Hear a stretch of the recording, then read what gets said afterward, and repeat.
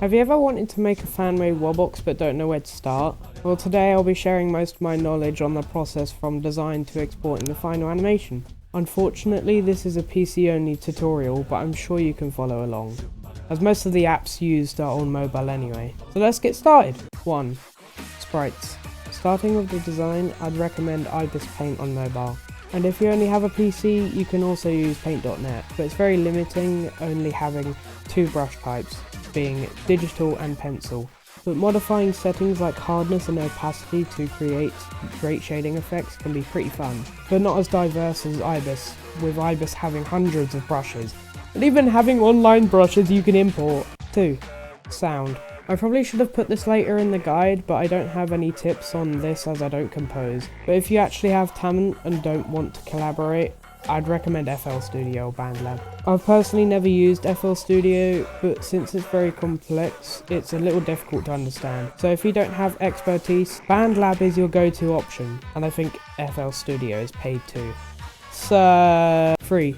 Rigging. For rigging, Moho is the best option, but if you have a phone, DC too. Since this is a PC only guide, I have no idea how to rig in this app. But you also have this option if you're an insane person, frame by frame, but that's not recommended unless you want to get loads of views for putting more effort than needed. Anyway, when building a rig, you'll want to build the sprites into what you want your Wubbox to look like. Once that's done, watch this video on the actual rigging process. Why am I making you watch this video, not even by me? Because this script is long enough already. And that guy explains it way better than I ever will. The only other notable thing is target bones, which you can hold control while in the reparent tab to make. They are an absolute nuisance when using, but with these special bones you're able to lock bones in place, which helps for feet, arms and any major joint. When making target bones, make sure to target to the correct bone, so experiment with it or you need to figure it out. It's easy once you figure it out. There are many other types of helpful things like looping, helpful for electric animation, switch layers, opacity, fades and lots more, but I don't want to yap about those for ages, but I'm sure you'll find a way to figure it anyway.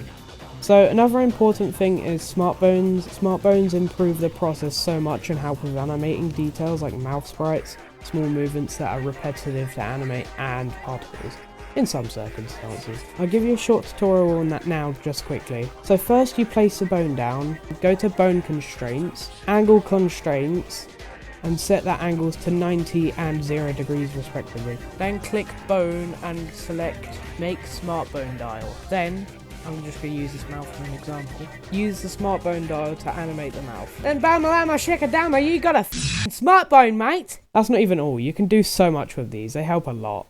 4. Animation. And finally, the part you've been waiting for! Animation! Yeah! I don't have much to say here as this step is all about you and your skills, but when animating, make sure to not make movements too fast or stiff. Like for example, when there's an impact, make the part move a little tiny bit. Another thing, if you're struggling with inspiration, look at a load of already made Wubboxes from other people, like Ghost Timper, Nova MSM, Uxus, and many more. When animating, it's important to know to take your time and work on it slowly and take breaks, as I've learned. Because having the mentality to finish it today is just stupid and can ruin your animation. Another important thing that I personally don't use as much is easing keyframes. To use easing keyframes, you can left click a keyframe and you get this little UI icon come up with all these different options. And I figured out only just recently that the easing is mostly used for fast movements and arm movements as well, just to make it look nicer and just makes it look more natural. 5. Exporting the animation. When exporting the animation, you want to go into export animation, and these are the best settings if you're using it for a video, as it's the best looking and doesn't have this awful light and desaturated colour. And that's all the tips and tricks I got. I don't want to share too much about my skills because I like being unique, but I shared as much as I could without revealing my secrets, and I hope you enjoyed this video and I'll see you soon. Bye! By the way, this was my first ever properly scripted video, so tell me what you think about it in the comments.